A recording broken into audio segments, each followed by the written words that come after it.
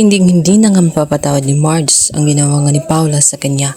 Ang isang lihim na matagal na din tago-tago ngayon ni Paolo at itong si Thea ay lantaran na nga at nakuha na nga nila ang consequence sa kanilang mga ginawa dahil nga itong si Thea ay wala na nga sa mansyon sapagkat sa pilitan at talagang ginawa ang lahat ng lakas ay nilabas nga para lamang makaalis na nga itong si Thea dahil aramdam nga nitong si Marge na ito ang nagdadala ng demonyo sa loob ng kanilang pamamahay at hindi na ito madadaan pa sa blessing ng isang pari. Kaya naman pinagtulakan na nga niya ito dahil alam niya ito ang punot dulo ng gulo sa loob ng mga Torrecampo. Kaya naman kaawa-awa ang sinapit nga nitong si Thea.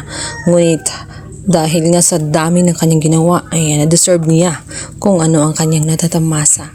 Kaya siyang lumabas sa loob ng pamamahay at mansyon ng mga Torrecampo na pinagtitinginan pa nga ng mga tao sa labas dahil talaga namang pinagsisigawan nitong si Marge kung anong klase siyang babae at kung sino siya.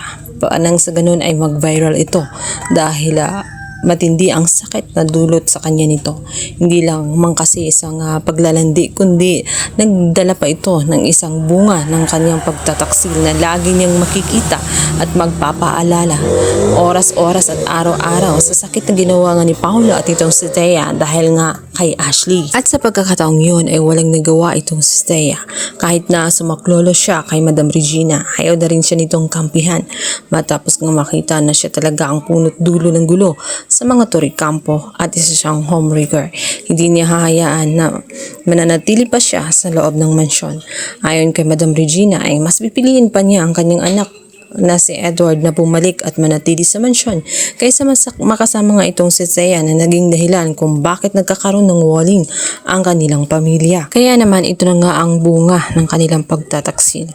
Tuloy na kasing nalantad ang lahat at wala nang maitatago. Maging itong si Paolo ay todo paghingi ng depensa at paghingi ng paumanhin, patawad dito nga kay Marge. Subalit dahil sa sobrang sakit na kanyang ginawa ay hindi na mapapatawad si Marge itong kanyang asawang si Paolo. At ayon sa kanya, patuloy na patay na ang kanilang marriage dahil nga sa kagagawan nga nitong si Paolo at dahil sa paglihim sa kanya ng napakatagal na panahon. Ngayon ay oras na para putulin nga ang ugnayan na meron sila.